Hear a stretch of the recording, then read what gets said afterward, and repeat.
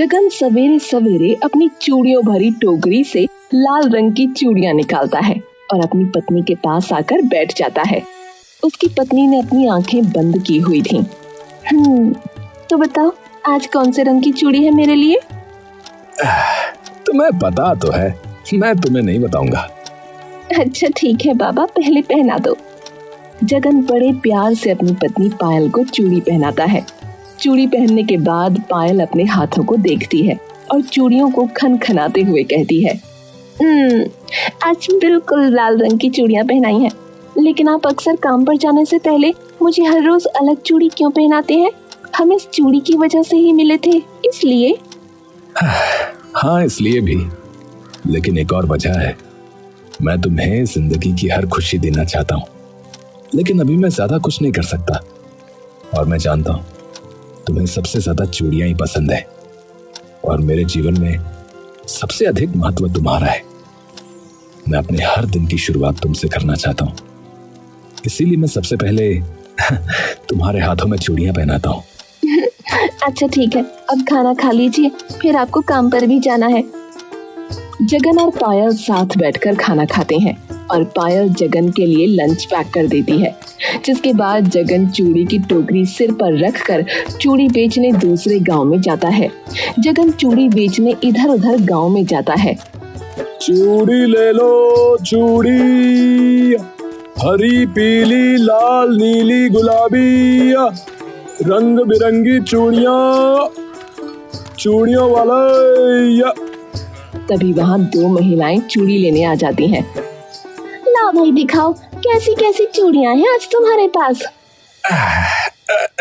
देखो बहन जी, हर रंग की चूड़ी है मेरे पास। हाँ आप बताओ, आपको कैसी चूड़ी चाहिए, बताइए। मुझे तो सबसे हटके चटाकेदार रंग चाहिए। और मुझे तो जामुनी रंग की चूड़ियां चाहिए, बिल्कुल मेरी साड़ी जैसी। जगन उन दोनों को उनकी पसंद की चूड़ियां पहनाता है। हाँ तो बहन जी, आपके हो गए 150 रुपए और आपके हो गए 200 रुपए। अरे भाई 200 रुपए कैसे हो गए? अरे ये महंगी चूड़ी है, इस पर देखो कितना अच्छा काम भी हुआ है, तो महंगी ही लगेगी थोड़ी सी।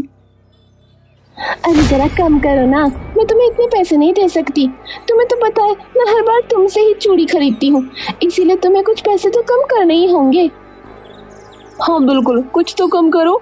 अरे बहन जी है, अरे मेरी चूड़ी सबसे अच्छी होती है और देखिए ना, आसानी से टूटती भी नहीं है। हाँ इसीलिए आप मुझसे सामान खरीदती हैं, बताइए, बोलिए, है ना? देखिए आप हर बार पैसे कम करवा ही लेती हैं, पर आज नहीं कर पाऊंगा। हाँ अच्छा ठीक है, ले लेते हैं। पैसे लेकर जगन आगे चूड़ी बेचने जाता है। ओहो, आज चूड़ी बेचने में ही इतना समय लग गया, बाकी काम कब होगा? आज तो पक्का डांट पड़ेगी। जगन आगे जाकर जंगल के रास्ते से कहीं गायब हो जाता है और शाम को काम खत्म करके घर वापस लौटता है। पायल दरवाजे पर खड़ी उसी समय पर जगन के आने का इंतजार कर रही थी। आप आ गए? अरे नहीं, रास्ते में ही हूँ, लेकिन चिंता मत करो, जल्दी ही लौट आऊंगा। अच्छा? हाय रब्बा, यानी यहाँ आपका भूत खड़ा है। इस तरह दोनों हंसी मजाक करते हुए घर के अंदर जाते हैं। अपनी टोकरी साइड में रखकर जगन हाथ मुंह धोकर खाना खाने बैठ जाता है और दोनों साथ में खाना खाते हैं। कल मैं एक दूसरे गांव में जाऊंगा। मैंने सुना है उस गांव में ज्यादा चहल पहल रहती है, वो किसी शहर से कम नहीं है, इसीलिए सवेरे जल्दी निकल जाऊंगा। क्या पता वहां 2 पैसे अच्छे मिल जाएं। अच्छा ठीक है, मैं आपको सुबह जल्दी उठा दूंगी।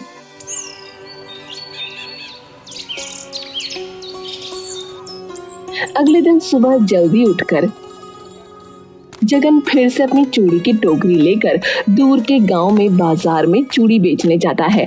चूड़ी ले लो चूड़ी वाला आया, हरी पीली लाल नीली गुलाबी, रंग बिरंगी चूड़ियां। अरे भैया, चूड़ियों की खनक से पूरा घर झूम उठता है। हाँ अरे दीदी दिखाओ चूड़ी। ऐसा कहते हुए जगन काफी दूर चला जाता है और जंगल के रास्ते से होते हुए एक जगह पहुंचता है। वो एक पेड़ के नीचे अपनी टोकरी रख देता है और अपने गमछे से उसे ढक देता है।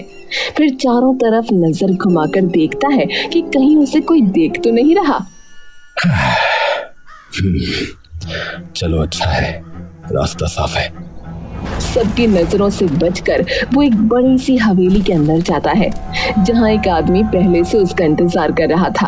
अरे भाई, तुमने इतनी देर क्यों लगा दी थी? अरे कुछ नहीं, बस घर वालों से झूठ बोलकर भी तो आना पड़ता है, इसीलिए देर हो गई।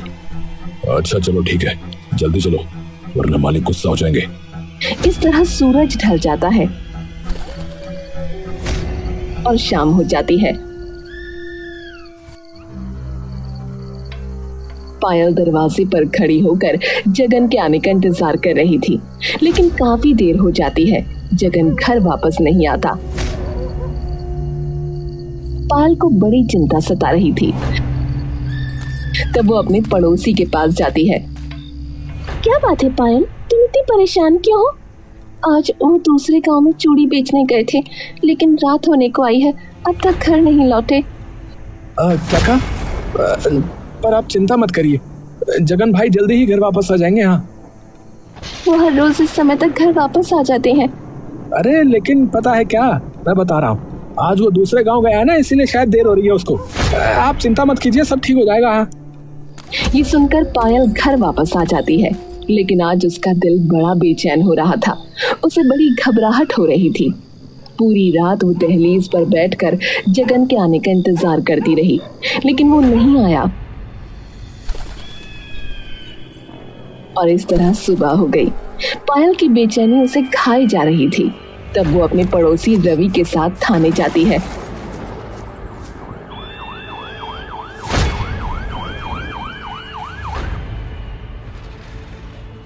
अरे इंस्पेक्टर साहब नमस्ते। अरे ये जो जगन है वो कल शाम से लापता है, वो कल शाम को घर वापस नहीं लौटा है, आप जल्दी से उसे ढूंढ दीजिए। हाँ इंस्पेक्टर साहब, कैसे भी करके मेरे पति को ढूंढ निकालिए। अरे उसे जल्दी या लेट ढूंढना, अरे उसमें हम कुछ ना कर सकते, लेकिन ढूंढना हमारा काम है, तो हम उसने जरूर ढूंढ निकालेंगे। जो कंप्लेंट लिख दी है, अब घर जाओ अपने। पायल बेचैन होते हुए रवि के साथ घर वापस आती है तो देखती है कि जगन एक थैला लिए हुए बाहर खड़ा था। पायल दूर से ही दौड़ती हुई जगन के पास आती है। अजी, आप कहाँ चले गए थे? कल रात से घर वापस भी नहीं आए थे, आखिर ऐसा क्या हो गया था? सब ठीक तो है ना? अरे बस बस, इतने सवाल मत पूछो, सब ठीक है। रवि भी वहाँ आ जाता है। लेकिन भाई जी आप कहाँ गए थे? पता भी है भाभी जी को कितनी चिंता हो रही थी, हमने तुम्हारी कंप्लेंट भी लिखवा दी थी, हम अभी जो है वो थाने से ही वापस आ रहे हैं। अरे कंप्लेंट वापस ले लेना भाई, सब ठीक है। जगन पायल से कहता है। चलो चलो घर के अंदर चलते हैं। पायल और जगन दोनों घर के अंदर चले जाते हैं। तब रवि सोचता है, कुछ तो बहुत ही गड़बड़ लग रही मुझे कुछ ठीक भी नहीं लग रहा है, पता नहीं मेरा वहम है या कुछ और ही बात है। अंदर जाने के बाद भी पायल जगन से बहुत से सवाल पूछती है, लेकिन वो कोई जवाब नहीं देता। आप मुझे कुछ बता क्यों नहीं रहे हो? अरे मैंने कहा ना, वो गांव बहुत दूर था, शाम हो गई, फिर कोई सवारी नहीं मिल रही थी, इसीलिए फिर सुबह वापस आया हूं मैं। अच्छा, लेकिन आपकी चूड़ी की टोकरी कहाँ है? अरे कितने सवाल पूछती हो तुम भी, हैं? मैं अभी बाहर से आया हूँ। पायल को जगन का ये व्यवहार ठीक नहीं लगा, क्योंकि आज से पहले उसने कभी इस तरह से बात नहीं की थी। मुझे कुछ ठीक नहीं लग रहा, ये कुछ पतले पतले लग रहे हैं। पायल अगले 2-3 दिन तक देखती है कि जगन अब ना तो ज्यादा कुछ बात करता था, ना ही वो पहले की तरह पायल को हर रोज चूड़ी पहनाता था। 3 दिन गुजरते हैं। फिर एक दिन पायल अपना हाथ जगन के आगे करती हुई कहती है, मुझे चूड़ी नहीं पहनाओगे? अभी मेरे पास चूड़ी नहीं है। चूड़ी बेचने क्यों नहीं जा रहे हो? कुछ बात हुई है तो मुझे बताओ ना, कोई परेशानी है तो बताओ, मिलकर हल निकालेंगे। देखो मैं समय आने पर सब बता दूंगा, ठीक है? मैं अभी कुछ नहीं कह सकता। इतना कहकर जगन घर के बाहर चला गया।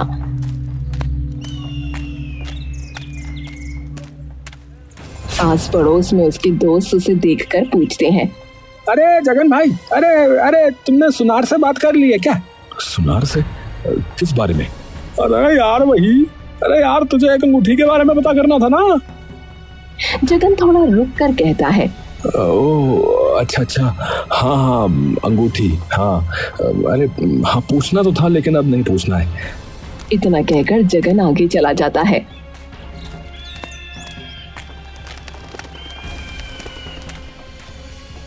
यार पता नहीं आजकल कौन से ख्यालों में खोया रहता है ये। यार भाई सच कहूँ ना तो कभी कभी मुझे लगता ही नहीं है कि ये जगन ही है, उसके भेष में मुझे कुछ और ही लग रहा है ये। ओ यार कैसी पागलों वाली बातें करता है? ओ यार ऐसा भी भला कुछ होता है क्या है? ओ यार बेचारा किसी चिंता में होगा है? ओ पहले भी तो इस तरह खोया खोया रहता था कि नहीं? ए दादी मैं पहाड़ी चूहा, मेरे को पता चल जाता है कुछ तो गड़बड़ है। रात को पायल और जगन दोनों सो रहे थे। पायल को नींद नहीं आ रही थी। वो आजकल जगन के बदलते व्यवहार को देखकर बड़ी बेचैन थी। करवटें बदल ही रही थी कि तभी जगन उठा। उसकी आहट सुन पायल सोने का नाटक करने लगी। जगन भी पायल को सोता देख घर के बाहर निकला। समझ में नहीं आ रहा कि क्या करूं, सच कैसे बताऊं। बड़ा ही उलझा हुआ मामला है, इतनी आसानी से अभी समझ में भी नहीं आएगा। इतना कहकर जगन आगे बढ़ा। तब पायल भी उठकर जगन का पीछा करने लगी। जगन थोड़ी दूर दूसरे गांव पहुंचा और वहां पर एक घर के अंदर चला गया जहां पहले से ही कोई उसका इंतजार कर रहा था। अजी आप आ गए? अरे हाँ भाग्यवान, लेकिन समझ में नहीं आ रहा कि मैं क्या करूं। बहुत बुरी समस्या में फंस गया हूं। क्या अभी तक पायल को आपने कुछ नहीं बताया है? अरे नहीं, अगर उन्हें कुछ पता चला तो सब खराब भी हो सकता है, इसीलिए मैं सही वक्त का इंतजार कर रहा था। मुझे बड़ा डर सा लग रहा है। रमा एक हथियार लाकर जगन को देते हुए कहती है, देखो कल सुबह तक आपको ये काम करना होगा, कैसे भी करके सब खत्म करना होगा। पायल बाहर खिड़की से ये सब देख लेती है और काफी डर जाती है।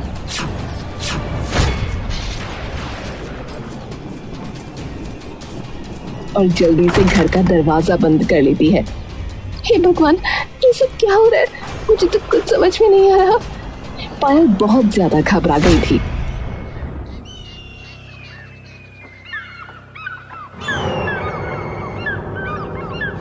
अगले दिन सुबह जगन फिर से एक थैला लेकर पायल के घर पहुंचा। तुम कुछ नहीं कर सकते? है? ये तुम क्या कह रही हो?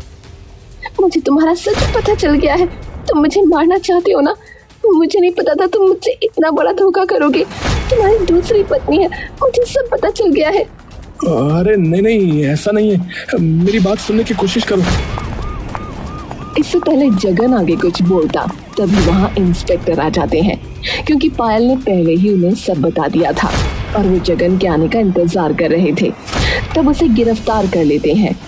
अरे इंस्पेक्टर साहब, आप मुझे गिरफ्तार क्यों कर रहे हैं? अरे तन्ने सब बेरा लग जाएगा, चिंता ना करे तू। चल थाने, तन्ने सब बताऊं मैं, चल। अरे देखिए आप सब गलत समझ रहे हैं, ऐसा कुछ भी नहीं है।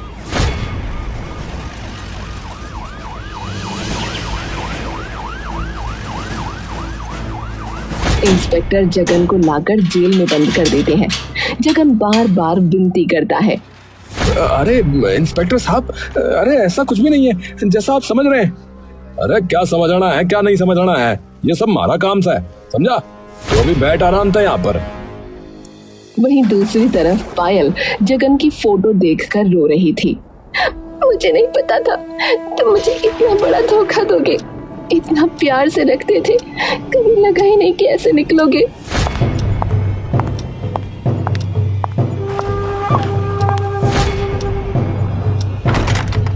जिसे देख पायल डर जाती है। तुम कौन हो? बिना पूछे मेरे घर के अंदर कैसे आ गई और दरवाजा क्यों बंद कर दिया? मुझे मारने आई हो? देखो अच्छा नहीं होगा।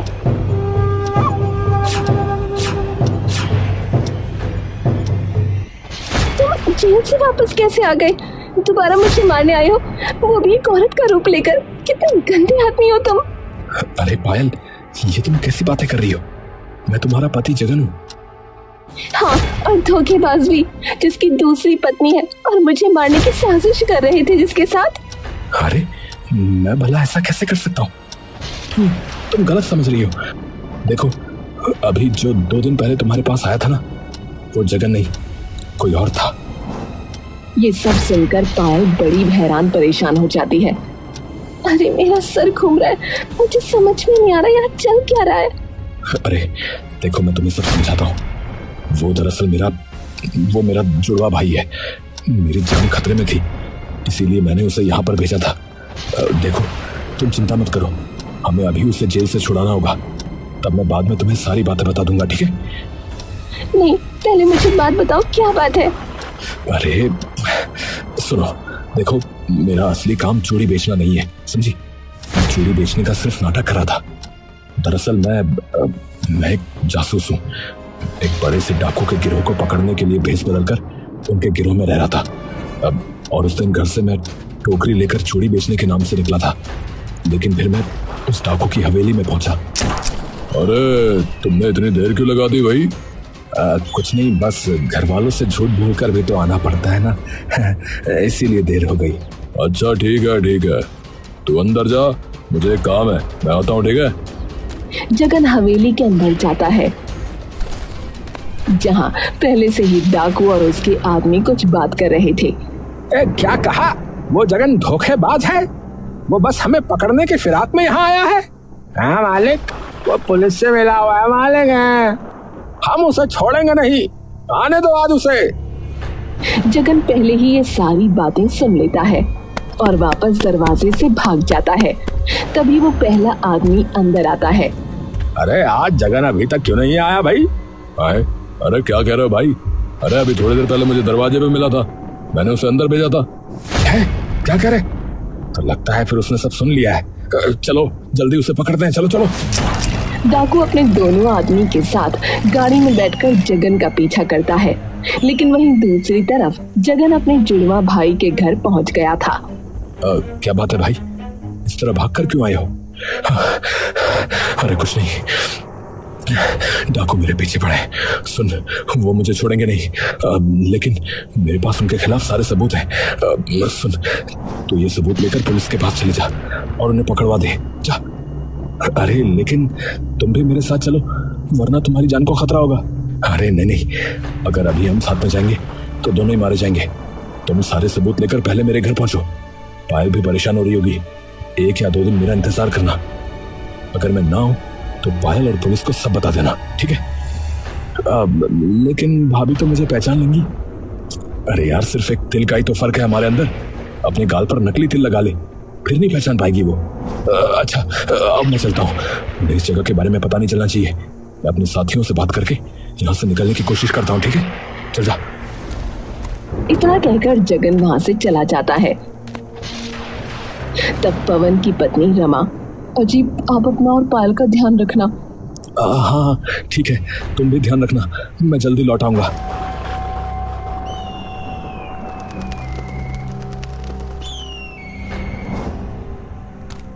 तब वो अगली सुबह पायल के घर पहुंचता है।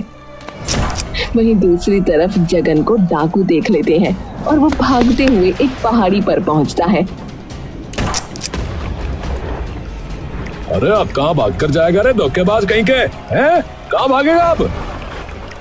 जगन बिना पीछे देखे पीछे की तरफ बढ़ रहा था, लेकिन गलती से उसका पैर फिसल जाता है।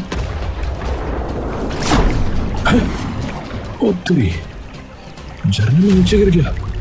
हाँ सच कहा, चलो अच्छा ही है, हमारा काम आसान हो गया।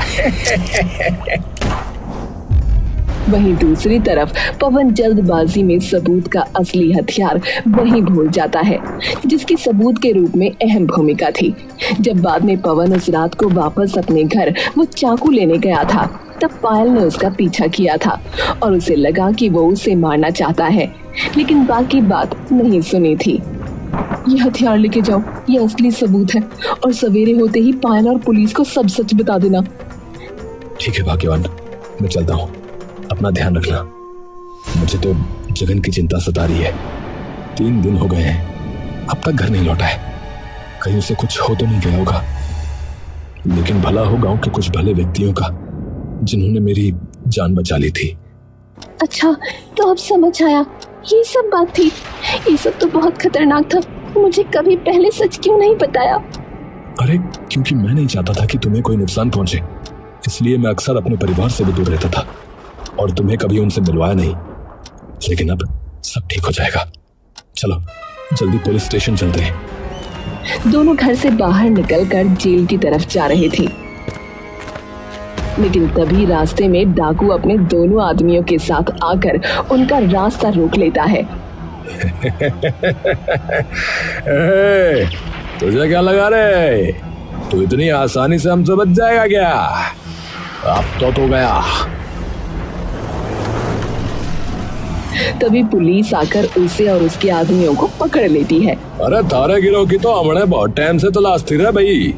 चल बात आया है शिकार। अरे चलो रे, लेके पूजा करेंगे थाने में। उन्हें वहाँ से ले जाया जाता है और तब पवन अपने गाल से नकली तिल को हटाता है। प्रणाम भाभी जी, मैं हूँ आपके पति जगन का भाई।